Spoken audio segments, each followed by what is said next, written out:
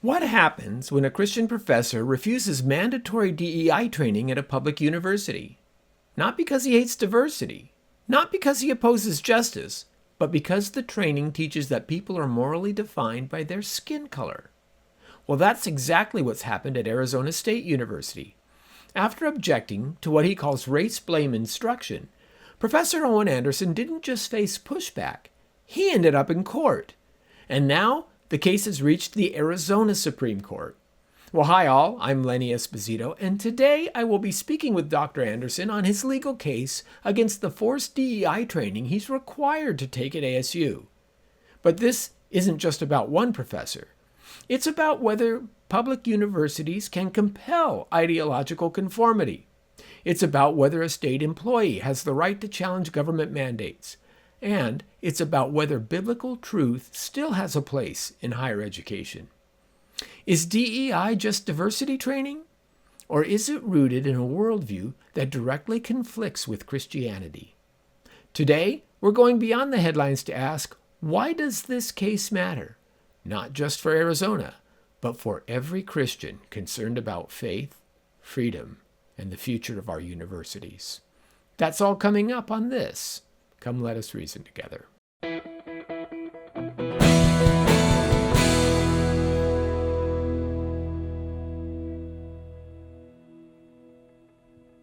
Well, welcome again, everyone, to another Come Let Us Reason Together. And I am excited to welcome back my good friend and teacher, Owen Anderson. Owen Anderson has been a professor of philosophy at Arizona State University for some 26 years now.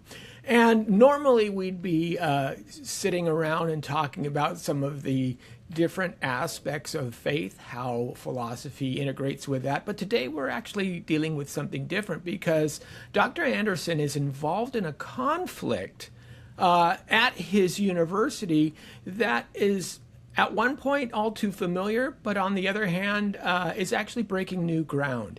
And although we are living in the second term of the Trump era, and many people have thought that things such as woke ideology, DEI, and critical theory have died away.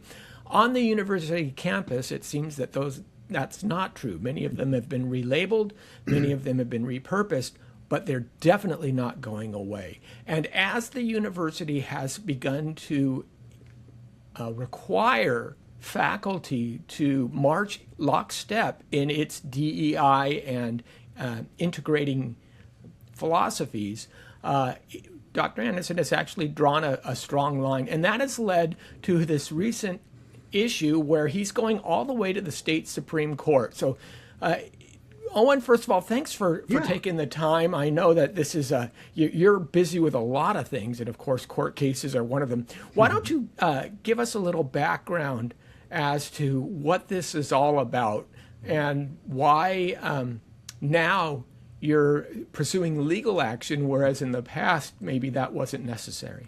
Yeah, and it's always great to talk with you. You and I have had a number of great, more philosophical and apologetic conversations, but this one could be kind of labeled underneath political or legal philosophy. Yeah. And yeah, I mean, over the years, I've pursued many different paths to addressing this. Obviously, the very first one is simply by either going to my supervisors in person or through email and asking for something to be addressed. But as I saw that that was no longer working, I was no longer being listened to, I've had to take it to court.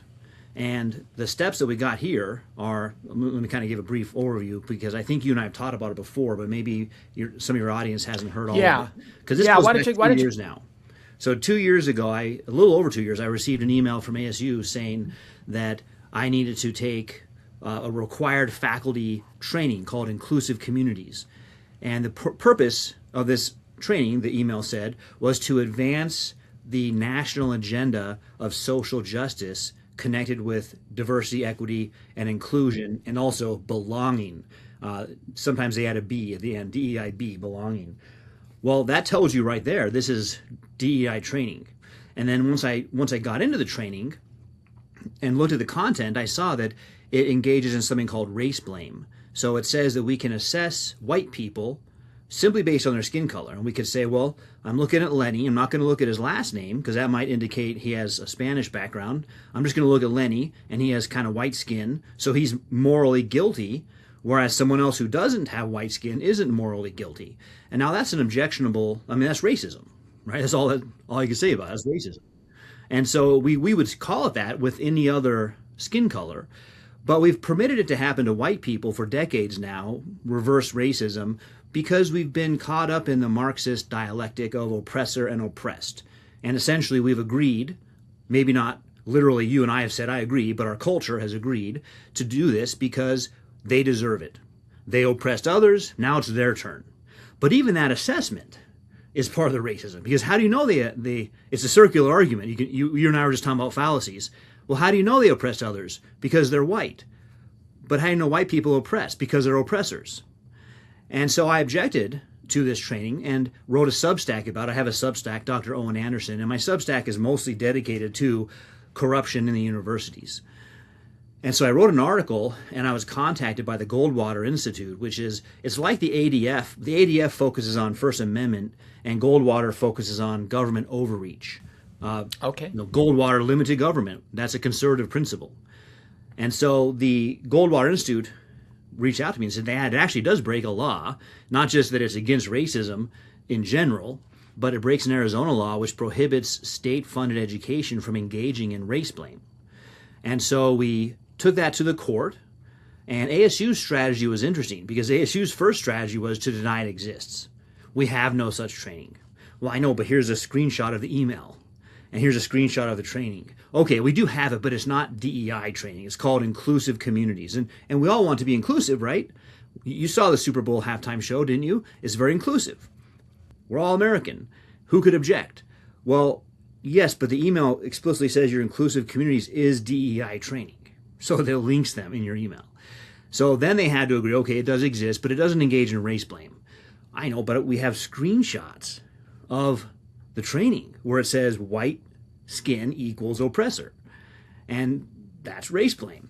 So we go to the lower court, and what ASU does at that point, after having denied it 3 different ways, they hire Perkins Coie. Now that's a national law firm, a far left law firm, major law firm, and it's the Hillary Clinton Russia dossier law firm. Last March, wow, Trump rescinded their security clearance. They're so big they have security clearance.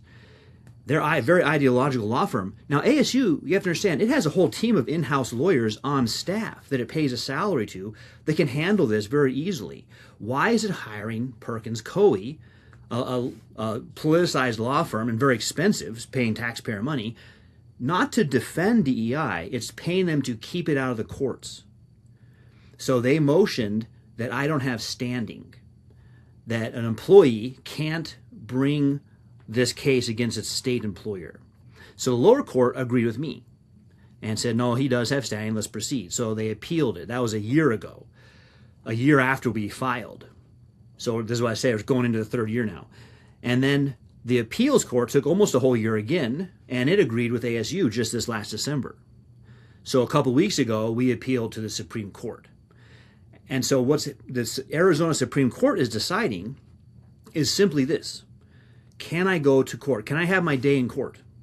Can a state employee hold a state employer accountable? And so the point I've been making to my colleagues is this is no longer about DEI. You might disagree with me about DEI all day. But there will come a day where you want to be able to hold your employer accountable.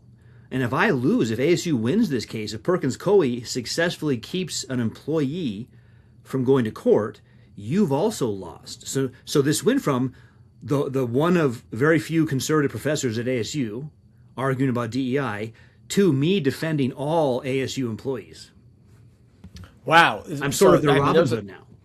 Yeah, there's a whole lot here that I think we need to unpack because it's a very interesting situation.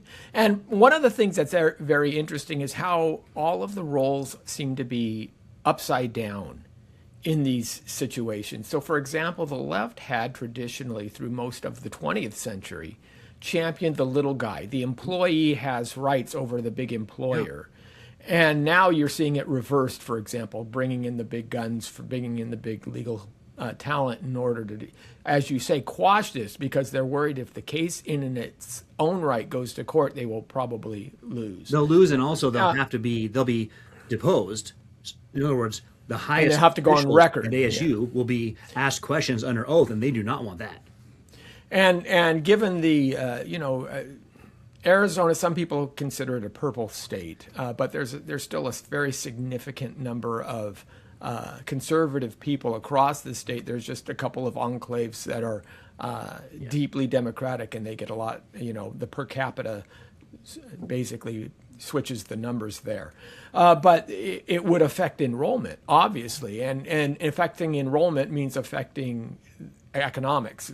That's part of the bottom line.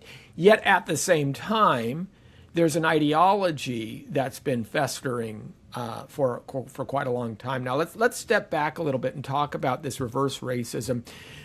Really, since the late 90s, when critical theory started showing up more prevalently in especially academia and the higher university system, we just understood affirmative action to be kind of the idea that if we can get people a head start, we would recognize maybe that some of them could benefit. So, for example, if you were born in a lower class community, poor socioeconomics, you may have gone to a school that was run down. You didn't have the opportunity to learn as well as someone who didn't have to worry about things like, where my next meal is coming from, or the gangbangers down the street, or stuff like that. And the schools themselves weren't necessarily always attended to as well as other schools. Mm-hmm. So the idea initially just described my high school experience. Oh, really? Where did you go to school? I went to a small school here in Arizona, a small town, Wickenburg, Arizona. And okay, Wickenburg. I've been there, yeah. Yeah. It used to be it is the main road from Phoenix to Las Vegas. And before I-10, it was the main road where you'd come out here from Los Angeles. But yeah, okay. In other words, very poor town, low-level high school, not rich people, don't have a lot of access to great things. So I think that's a good question to ask people is this environmental determinism? If you have that kind of a setting, right, does it guarantee a certain outcome? But go ahead. But what I was going to say is the problem really isn't even that question. That would be an interesting question. But what happened in the 90s is something changed. And you had Kimberly Crenshaw, who started pressing this. She has videos in this training. Oh, exactly. Yeah. And of course, if you remember Peggy McIntosh, she came out with a little article called Unpacking the Invisible Knapsack. And what McIntosh offers in that, and it's like a 2-page thing.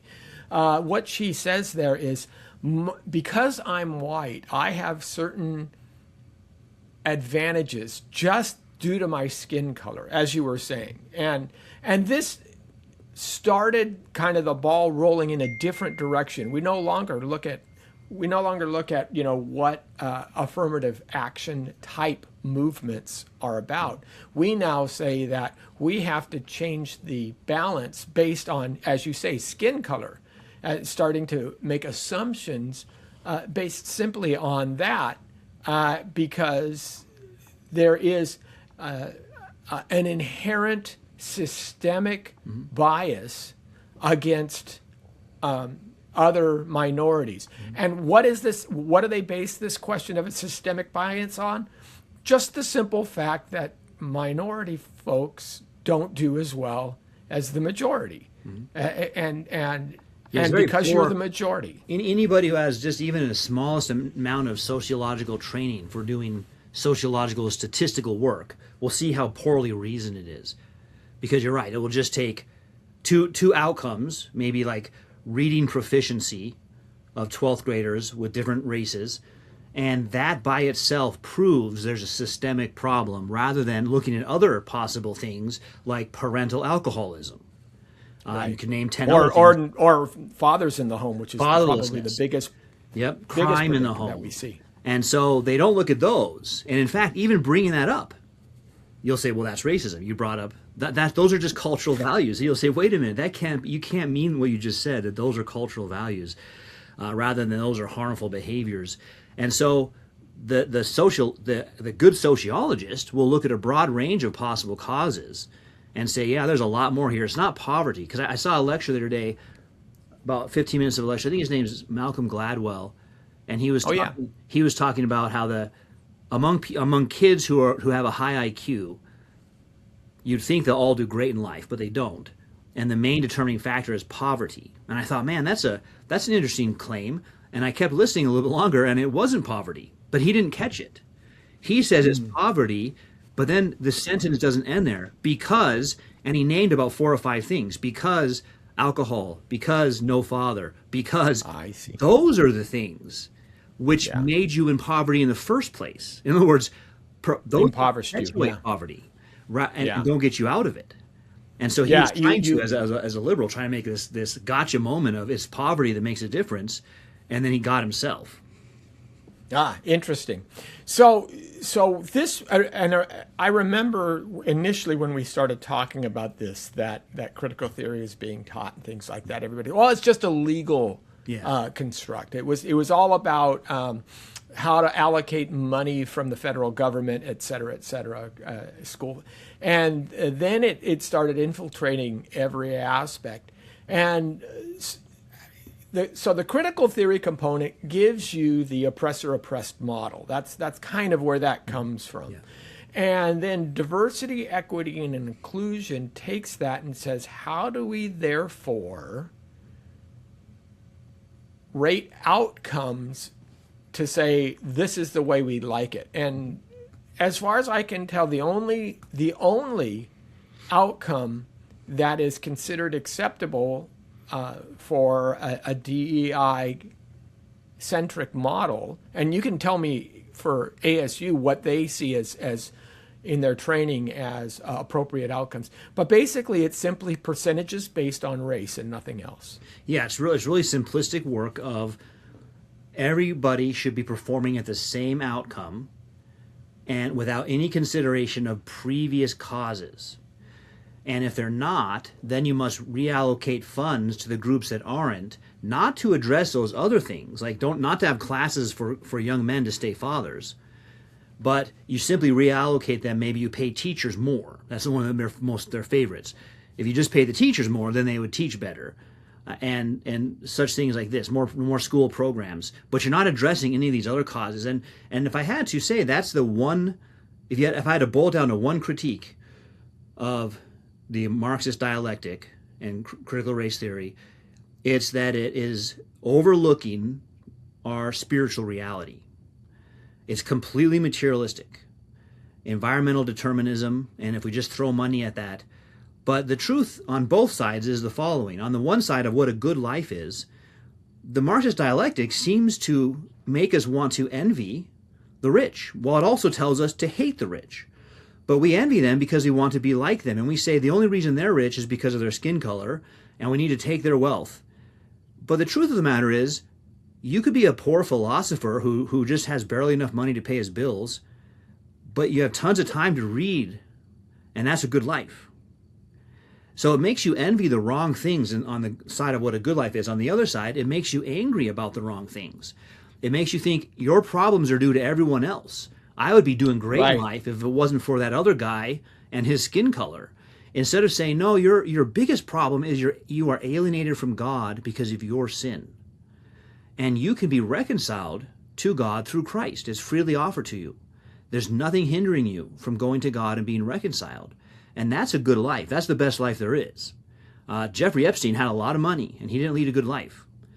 But you could have the greatest riches possible, which is friendship with God through Christ. And that's never on their mind. You'll never see them saying, man, I just wish our community had more access to the Word of God. Yeah, well, obviously, and they may push back. Yeah, it's state school. We can't do that. Separation of church and state. That might be part of the problem, right? Yeah. Maybe. It very well may be. Now, there's a lot of points here that we should talk about. First of all, of course, is and I want to get into the Christian aspect of this a little later on. But I want to focus a little bit more on the legal aspects first, because you are in a legal fight. Obviously, some of this. First of all, one of the practical outcomes, the real life outcomes of DEI is, and what you said, it's the problem that you have highlighted already, is when you're basing outcomes on quotas that don't take into account anything other than skin color, what you tend to do is you tend to lower your standards so that your quotas may be met. That's another time. So that means your standards change, actually. You start barring those who had previously achieved higher recognition. So, for example, how Harvard started restricting the number of Asians who they would allow in to their university, while elevating those who, if they were just looked at by their GPAs or things like that, wouldn't have been able to matriculate to such a school, but because they need the percentages, they allow more in. So one of the things that actually happens in actuality is the standards drop, and then the relevant skill sets are lowered ultimately, and because they'll end up saying the standards are racist. Well, I'm talking about, okay, if you're an engineer, you need to have enough math under your belt so that you're going to build a bridge so it doesn't fall down. I know, but you'll find articles that call what you just described whiteness. Yes, I understand, and this is why I'm concerned, because the practical outcome is that it diminishes the successes in general society. It also, and there's been some work on this, hurts the students. For example, you can't take an inner city kid who's never been taught or learned the discipline of 2 hours of homework every night and throw him into a Harvard-trained classroom and expect him to flourish in it. It doesn't do well. But again, what they'll say is, yeah, that Harvard situation is a racist situation that needs to be realigned to other kinds of culture. And it's something I've seen in my own career, because 26 years at ASU, I've observed a lot of things happen. And one of the things I noticed was having feminist supervisors who told me that when they came to ASU, they were there just before I was, maybe they were hired like 4 years before I was, that there's too much, this is their words, too much testosterone. Meaning that the assistants, like what they used to call secretaries, were males. And so they got rid of them and hired females to even it out. And it made me think about the larger complaint, which is, well, male-dominated systems aren't accessible. Now, when you hear to women or to someone else, when you hear that, you think, okay, they want to access that system, right? No. Right.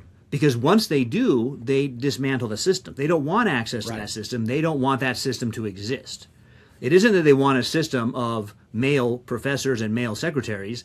They want a system of female professors and female secretaries. And so they use the initial kind of appeal to pity. You know, I'm working really hard, but something external, sexism or racism, is keeping me out.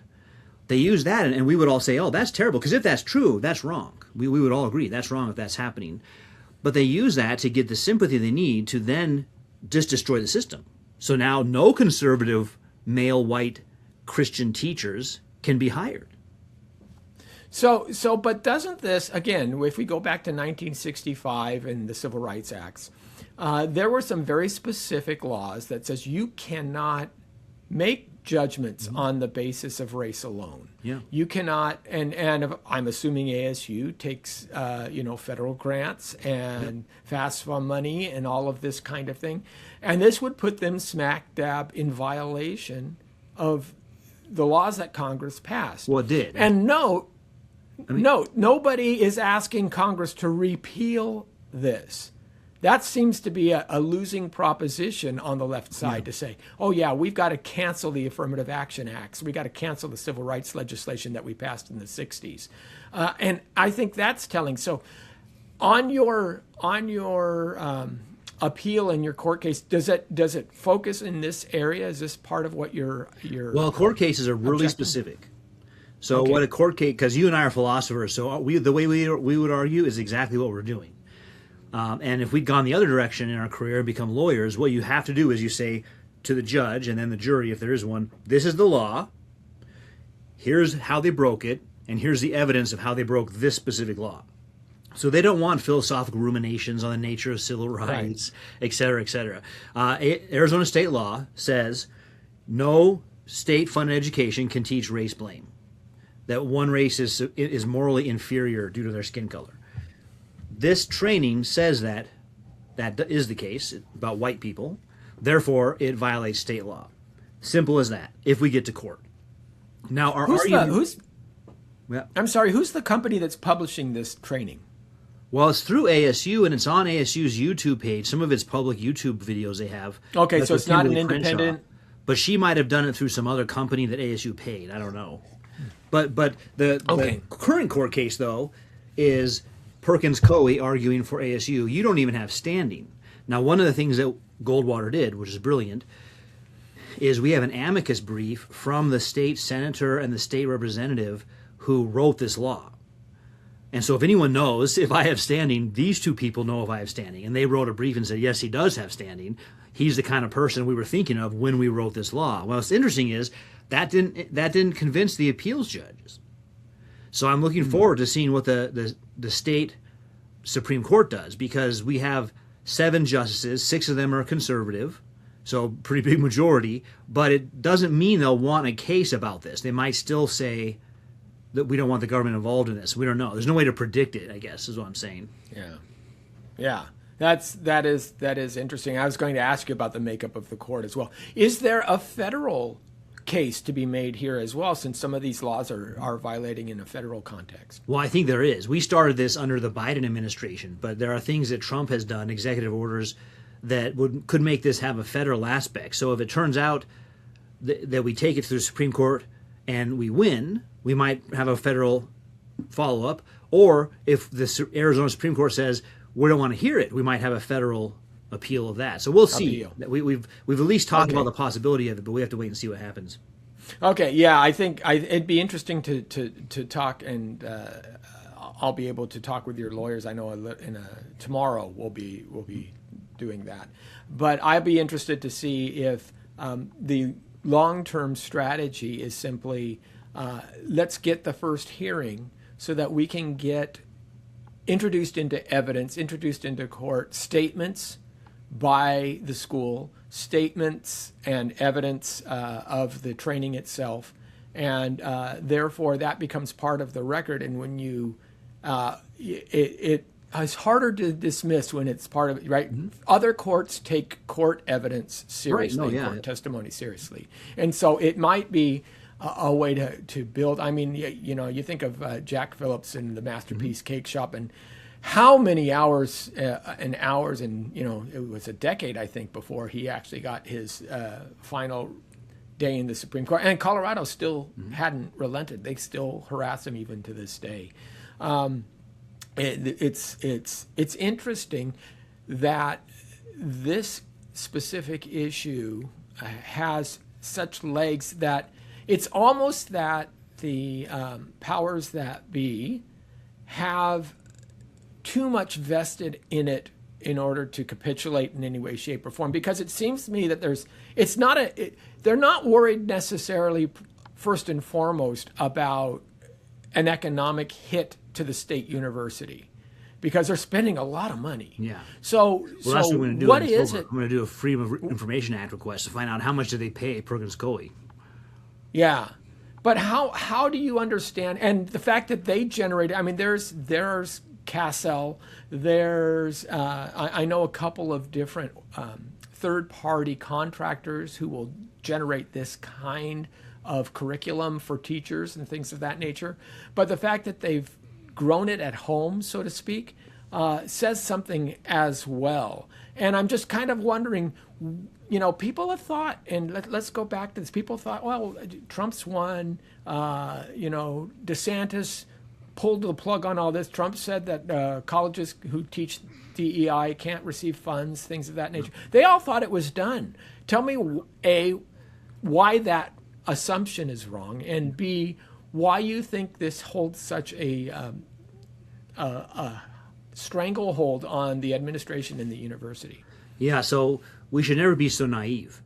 There was not a mass conversion in November 2024 when Trump was elected, right? Or a mass conversion in January 2025 when he issued executive orders against DEI. And so the professors and the administration will comply legally as much as they think they have to. They'll do it very begrudgingly and minimal, but they didn't change their minds. And so in their mind, there's no way J.D. Vance is getting elected. So we'll have President Newsom pretty soon, and we'll go right back to it. We just have to hold our nose for the next 3 years and get through it. In the meantime, what they'll do is simply keep the same programs and rename them, hide them. But it's hiding in plain sight because it'll just be the same thing. So, for example, we had something last year called Design Justice, which is about how buildings are made are racist. And we have to use design justice to stop making so many racist buildings. It's the same thing as DEI, but it's not called DEI. 2 years ago, they might have called it DEI, but now it's called design justice. Okay, and again, why is this so prevalent, especially within administrators, provosts, folks like that in the university system and in higher education? Yeah, in my experience, I've encountered two groups. One of them who push this stuff. One of them was raised in sometimes like a Southern Baptist church. Went to Sunday school. They think they know the Christianity, and they went on to university, and they realized the truth of the world, how the Christians were oppressors, and especially their dad. They usually hate their dad and whatever pastor they grew up with, and so now they see that Christianity is just the opiate of the masses, and so a lot of that person's motivation is hatred, family hatred, motivated, and Marxism is the way to get back at their dad or get back at their youth pastor or whoever it was. That's interesting, yeah. Then there's another group, with probably numerically a little bit larger, but it's not huge. It's probably like 30% of this first group, 70% of the second group. They're just atheists. They went to university. They believe they know the truth the whole time, their whole life. All religious people are fools. And just being a pure Epicurean, your conscience bothers you. God made us with a conscience. And so to kind of ease their conscience, they need a cause of some kind. They need something to vent their moral character into. And so this is the only really going one. And so it makes them feel better because they can say, this is a big phrase at ASU, is to make the world a better place. How are you making the world a better place? Well, I'm protecting innocent protesters in Minneapolis who just want to drive their cars in front of federal agents. And so that's my life goal, is to help those kinds of people. I'm making the world a better place. And it makes them feel better. So maybe they can sleep a little at night without so much alcohol. Okay, so yeah, and I think Helen Andrews wrote a really telling piece that said this follows on the tails of the feminist, because feminism was really the first kind of DEI movement that we saw. And what she said was one of the things that modern second, third wave feminism, especially third and fourth wave feminism, did is because it removes the value of the home and rearing children from women's lives, they still have that instinct, that protector and shielding instinct safety, within nesting, themselves. And safety. And as women became more successful in college, and it really became self-perpetuating, that the more women faculty you had, the more women students would do better. And now we have a very lopsided university populace. But you started to see more and more women also in higher areas of education. And this kind of ideology starts to come out. Mm-hmm. It also strikes me, though, not only is it kind of misplaced protectionism, but I think there's also a hubris, and you were talking about that. There's an idea of the atheist who dismisses Christianity, but there's also this idea of those poor people don't know what's best for them. Yeah, I am going to tell them I'm going to help them because they need help. And actually, that's kind of a racist position to take, to assume that that any of the minorities, they would never be able to succeed on themselves unless I come in and rescue them. That's what you see, is that, the white liberal is the one who's pushing this stuff, whereas the conservative person is saying, no, each of us has responsibility as individuals, and we're in charge of ourselves, which I think is affirming of our human dignity. The white liberal is very patronizing. What's the word? Patronistic and patronizing. There it is. Had to get those two words together. Right. To say, I'm in charge of you, and I know what's best for you, and you don't know. Because a lot of times, this is what I point out. The person on earth they hate the most is the white, male, conservative Christian named Clarence Thomas. They hate that guy because he's not supposed to believe those things. Exactly. That's really interesting. Now, we've brought up Christianity a couple of times here. And one of the interesting aspects of Christianity is if you don't know, or if you haven't looked at it from this angle, Christianity, first of all, was never a racist position. In fact, I make the claim that from its onset, from day one, Christianity was anti-racist. And what do I mean by that? In one way, you could say the biblical religion is the first and only one that supports it logically. And you could focus on Christianity because there is the chosen people of God in the Old Testament, but the New Testament has that too, that Christians are the people of God. But the whole point is anybody could join Israel. It's a very specific thing that's made. Rahab marries into Israel, and she's not treated as second-class citizen. She's in the line of Christ. Sure. Right? Ruth. Sure. Well, Israel. Yeah. Well, let's look at Acts chapter 2. This is the birth date of the church, right? The Holy Spirit, day of Pentecost. Holy Spirit comes down, and they begin speaking in tongues, coming out to the crowds. And it says in verse 5 that there were Jews staying in Jerusalem, but devout people from every nation under heaven. When the sound occurred, the crowd came together and was confused because each one heard them speaking in his own language. They were astounded and amazed, saying, look, aren't these all speaking Galileans? How is it that we hear them? And Luke goes on to list them. There's Parthians, Medes, Elamites, those who live in Mesopotamia and Judea, Cappadocia, Pontus, Asia, Phrygia, Pamphylia, Egypt, parts of Libya near Cyrene. Cretans and Arabs. Basically, it's a rainbow. God is giving the same message to everybody of every race and every nation on day one, and that was prophesied in the Old Testament that would happen. So, it's amazing. It gives me goosebumps to think about it.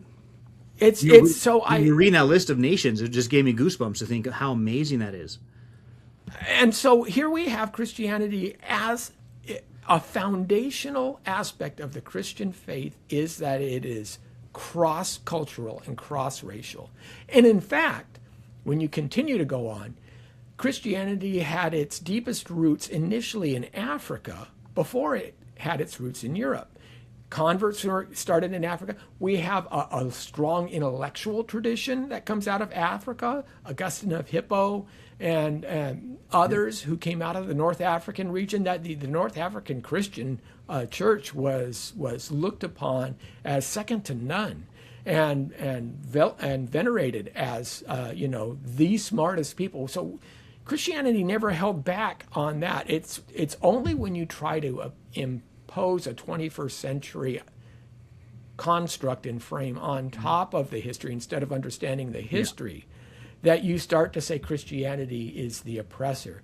While the true oppressor in the Giza attacks, in this sign conquer, all these things is Islam, and Islam always gets the free ride.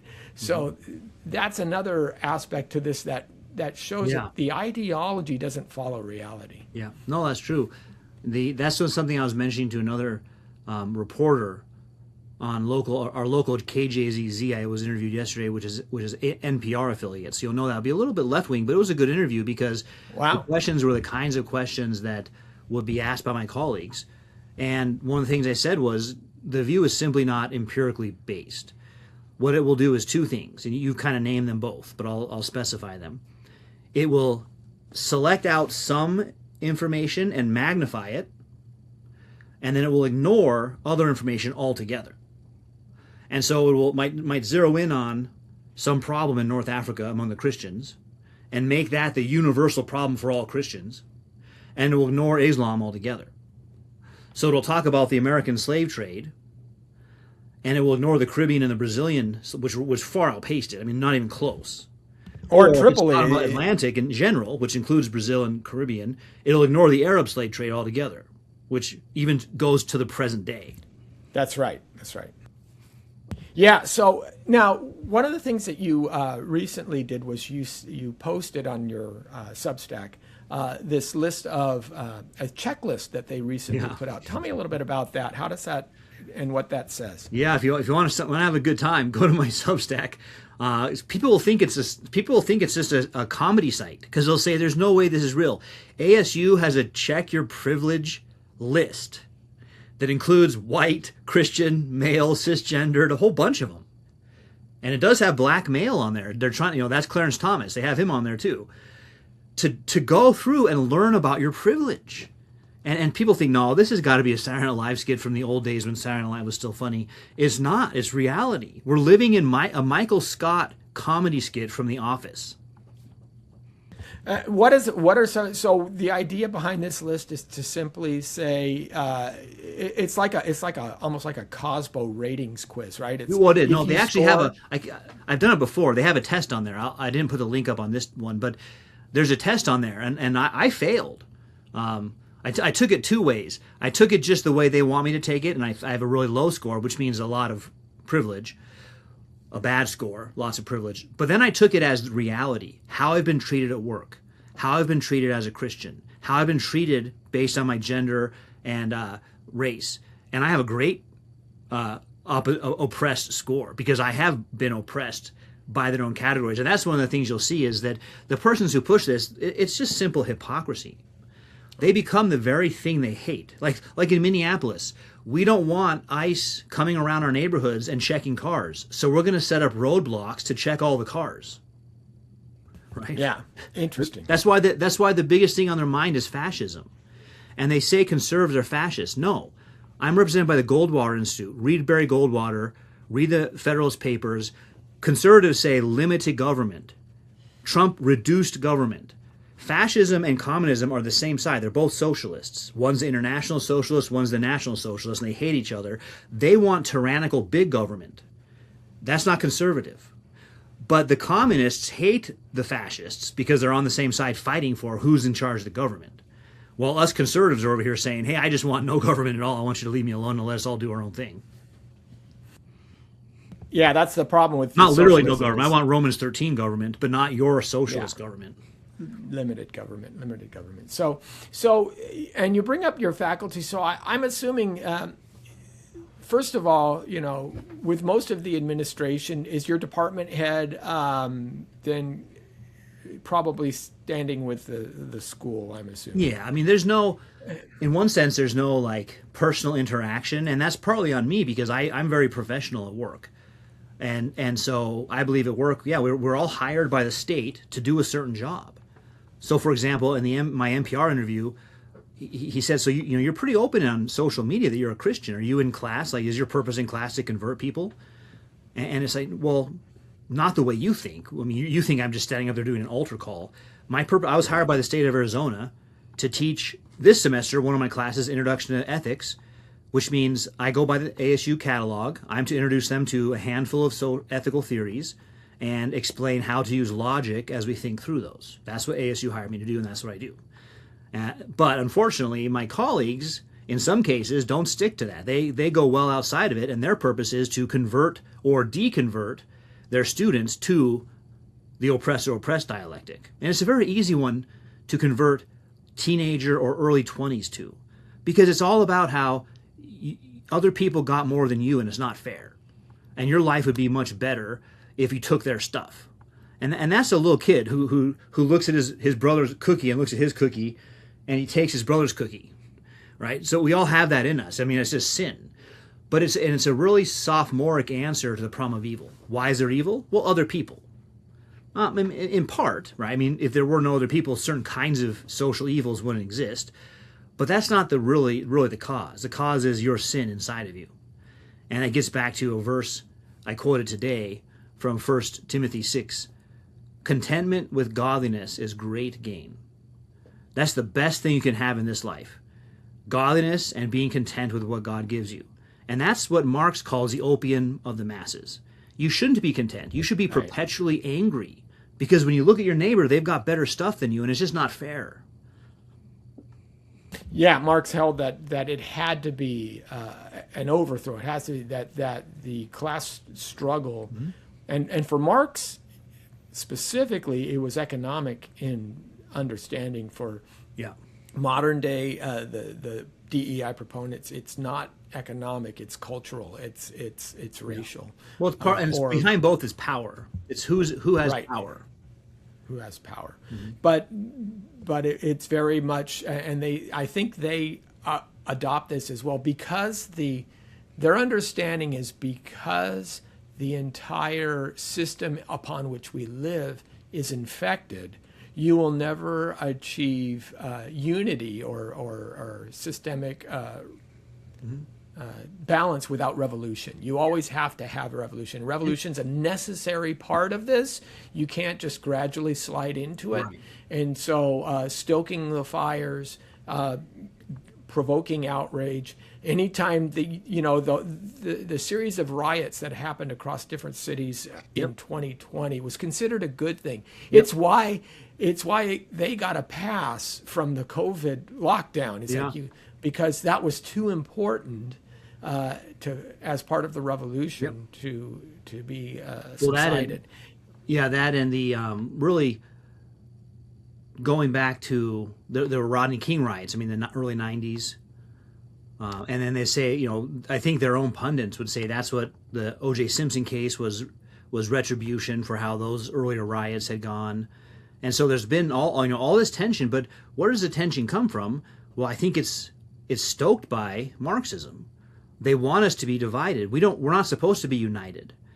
And the main way to get us divided is to prey on our envy and make us covet each other and discontent and angry and keep us in that. And unfortunately, social media is being used for that same purpose. And we trace a lot of that to either Russian or Chinese psyops. They want the American public to be at each other's throats. And it's really sad that they've captured our intellectuals for the past 60 years. Where if you hear, hey, there's in the 1930s, if you heard there's an American professor who's a Marxist, you'd say, no, next you're going to tell me there's a unicorn.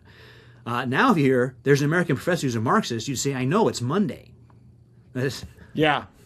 But so what you just described of, well, this person comes from this background, so they'll never have access to Harvard. That's me. There was no timeline where Owen Anderson went to the high school I went to. I knew zero rich people. I had no congressmen who were my friends and my family who could write me letters. I would never have gotten into an Ivy League school. I went to community college. I went to a state school. I had to work and pay for those things. And, my success is medium level. I mean, people might say, no, you're a professor. That's great. I know, but I mean, I'm just a philosophy professor. I'm not like one of the important subjects professor. And I'm not like a famous best-selling book author professor. And so I could be mad about that. I could say, yeah, that's not my fault. But instead I say, thank the Lord for all the blessings He's given me, because even with those things, which I think are really nice, I'm thankful for my job and I'm thankful for my opportunities. The best thing is I got to know Christ. And if you took away all the other things, I'd still be happy about that. Because that's the most important thing there is that through Christ I can be reconciled to God, my Creator and my Redeemer. And if you don't have that, you'll never get over envy. You'll always find something to be angry about. So I have two questions for you from that. First of all, are there other Christian faculty on campus? I know someone, he's emeritus now in the physics department, the astrophysics. Yeah, I know him too. Who was good guy, friend. yep. And also, are there other Christian faculty who are coming? There are. Behind you. What about non-Christian faculty who at least see the threat against themselves? Because as you said, you've kind of poised this as a, hey, they're going to come after everyone if this if I lose standard. Yeah, there was an interesting story. There was one professor, a friend of mine, who's also a Christian. and he speaks out sometimes too. He's done very well at ASU, but I'm careful not to name other names of people because I don't want them to, if someone wants to come after me, I don't want them to be lumped in. But I was talking with this friend of mine, and he was saying that another professor who's a libertarian sort of person said to him privately, I agree with what you're doing, but I don't want to be known or associated with it because I have to be honest, I just like being invited to stuff. And if I'm associated with it, they'll never invite me to stuff anymore. And yeah, that's true. I don't get invited to the wine and cheese salons to talk about the latest books, but that's okay because I'm actually busy that night. I'm going to a Bible study. Ha.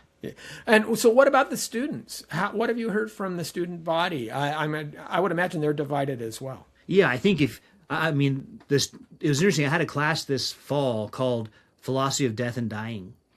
And it's a 400 level class. So it's, higher level. We're doing some higher level thinking and you have a research project. But we go through all of the world's religions. But that means we spend time on the Jewish, the Hebrew, and the Christian scriptures. But from a student's perspective, that's just the Bible. So we actually spend more time in the Hebrew scriptures. We go through Genesis 1 through 3. We go through Job. We go through Ecclesiastes. We go through some Proverbs and Psalms. And then we look at the Gospel of John. So by comparison, we don't spend a lot of time in the specific Christian scriptures. But a student complained about it on the student evaluations and said, yeah, this is just a Christian who's making us all read the Bible, and you should say that. And this was a dishonest class. ASU should fire him because he's dishonest and he just wants us to read the Bible. Well, do you know what the catalog says this class will do? Read the Bible, right? And I didn't make the class. I inherited it. And so I go through the exact things the catalog says. It says we're going to read. I do more than the catalog because I also go through other religions that the catalog doesn't name. But it names, for example, the Bible, and then it names Heidegger and Kubler-Ross and Jung, I think. So the person who wrote it was a continental philosopher who was like really specifically, if anyone's focused, that's a really specific focus. Heidegger in Death and Dying, but I go through it because that's what the catalog says. But clearly that person had kind of a chip on their shoulder. I don't know if they took the class to air that chip out or they had it already from some other thing. But usually once students actually take a class with me, they love it. I get good reviews because my philosophy classes are all about questioning everything. And many students think, at least the first number of weeks, if they don't look at social media, they think I'm an atheist. Because I'll ask the students who believe in God, why do you think that? Isn't there tons of proof that God doesn't exist? And I'll play devil's advocate. Because my purpose in my class is not necessarily, I believe there's truth, and I want them to land on the truth, but the purpose of class isn't just to make them say true or false to something, it's to get a thought process going, a Socratic dialogue. And so especially before social media, students thought all kinds of weird things. Students would think I'm an atheist. One student in a review said, he must be Jewish because he talks about Moses all the time. I just thought that one was so funny. But yeah, once social media has been here, especially I'd say I noticed the last 5 years, students look me up, which I'm sure they do for all their professors. And then, I'm an outspoken Christian intellectual. You're going to notice that. Okay. And also, what's the state of the Christian student population? I know Grand Canyon University is there. Are you seeing a lot of the Christians kind of diverting there instead of going to state schools? Is that making a difference? I do think it happens, but we've got some really good student clubs. So just a couple weeks ago, I helped support Ratio Christi, and the ASU club did a Change My Mind. And we had an interesting story, which is still developing. I haven't written about it publicly yet because it's still developing. We were shut down by ASU and in that event. And I'm going to be talking about that once I get the clearance from the lawyer who's dealing with that side of it, because it shouldn't have happened. It was wrong. It was clearly targeting us as Christians, because I was out there doing it and Change My Mind and talking to atheist students, talking to Muslim students, talking to Hindu students. And then all of a sudden, an official comes out and says, you guys can't do this. Why? Other clubs do this all the time, and we signed up to do it. They put the paperwork through. They knew we were going to do it. So anyway, that's a little trailer, a little teaser about a developing story coming up with Ratio Christi. Okay, so Owen, as we wrap up, first of all, let me know, when is the upcoming Supreme Court case, state Supreme Court case Well, scheduled, and what are you hoping for from that? yeah, I believe ASU Perkins Coie has until the end of March to submit their reply to us. And then basically the Supreme Court usually takes like 6 weeks, but that we thought that same thing about the appeals court, and they ended up taking almost a year. Well, I mean, it's a different court. Like I said, 6 out of 7 of these are appointed by a Republican governor. But who knows? Basically, the courts can do what the courts want to do. So they won't even start thinking about it till the end of March. Okay, and how can we help? How does I'm sure that we have listeners in Arizona. Does writing their representative help? What about the larger Christian population? Obviously, we want to pray for you and pray for your legal team continually. But what else can we do tangibly to help in this cause? Yeah, I'd appreciate pray for safety and wisdom for us, all those involved, because we want the Christian voice to continue at ASU. ASU talks about being a diverse and inclusive place. Well, it should have a lot of Christians then, because the community it serves has a lot of Christians, but it doesn't. I'm one of very few. So pray for that witness to be a strong witness that maybe changes that situation. But then also, you mentioned writing. The first thing maybe is go to my Substack.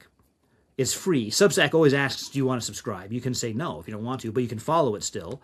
And the purpose of my Substack is to inform you on what's going on. Some of it is a little humorous, like sometimes I do satirical short stories, but a lot of it's more like a news site. And on there, I give you links for how to write to ABOR, the Arizona Board of Regents, or how to write to state representatives.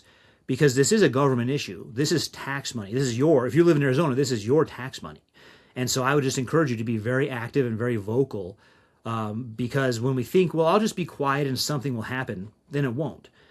State legislators respond when things are vocal. Okay, yeah, and hopefully you're starting to even see that now. I would imagine you're doing the circuit kind of thing currently, right? You're starting to get a lot more folks asking the questions, and as this continues to gain in prominence, I think. Are there others, other organizations who are coming along and writing briefs in your support, or? Yeah, that's a good question. I'll have to ask. We'll ask that tomorrow if we have any other amicus briefs. Okay. But we definitely have a lot of support from conservative media like you and others. I mean, you're in the apologetics. I don't want to pigeonhole you as conservatives, but because you might want to have a broader audience than that. But a lot of other conservative radio, has been saying, I want to talk to you and get the voice out, because I think American parents across the board are tired of this. Educate my kids. I'm paying taxes and tuition to give my kids an education as an engineer. They don't need to learn DEI. Yeah, exactly. Well, and especially given you're in the philosophy department, I mean, that's key. I tell everyone, look, you don't understand the basis, and no matter how secular a school you attend, no matter how secular a professor you deal with, you've still got to wrestle with Augustine. You've still got to wrestle with Aquinas. The top thinkers in philosophy were Christian philosophers as well. That's what I say, truthfully and jokingly and sarcastically all the same time. Let's decolonize our curriculum. We're going to begin talking today about the African philosopher who colonized all of European mind to the present day, named Augustine. And then to understand him, we're going to talk about the Palestinian philosopher who colonized Augustine's mind, named St. Paul, right? So the idea that these guys are like Europeans, no, they're not. They're not at all. And yet all European mind was changed by those, outside of Jesus, of course. Those two thinkers changed everything for Europe. Yeah, the book I read on this, which I always recommend, which is not as well known. I mean, a lot of folks will point to Tom Holland's Dominion, but really, I think Larry Seidentop in his book Inventing the Individual is a very clear line to show just how Christianity actually upset the apple cart in so many ways, and it was a well, and for all the objections, you'll have Richard Dawkins saying, "I don't believe in God because of the Amalekites," and so for all of those kind of silly objections about the Old Testament, the Law of Moses did the same thing, because it's unprecedented the rights it gave to individuals, including women and slaves, which at the time would be treated as animals. Yes, very Aristotle much treats so. them as just barely different than animals. Yeah, yeah. I mean, you can look at the Nicomachean, his ethics, but Yeah. if you look at his politics on page 1, he says, "Well, people need to be slaves. We need to have a slave class. That they'll never rise above that, and that's good for them." Yep. So that was Aristotle, you know. And those on the left who decry maybe Christian morality and look for Aristotelian ethics may want to rethink that if you don't know Aristotle very well. And the Bible never said that. This question of slavery is a far different thing in biblical literature. But that would be another show, so I don't want to go too far for that. Well, thanks so much, Owen. I'm excited to talk with you. Obviously, I need to come out there sometime so we can have lunch and hang out on campus. Love to hang out with your club. Yeah, do that, or I'll bump into you. Maybe I'll be out at Biola or something. Okay, that would be fun too. Yeah, great. Well, and again, keep us up to date. And when we get a ruling, we'll have you back and we'll talk more. All right, good. All right, thanks.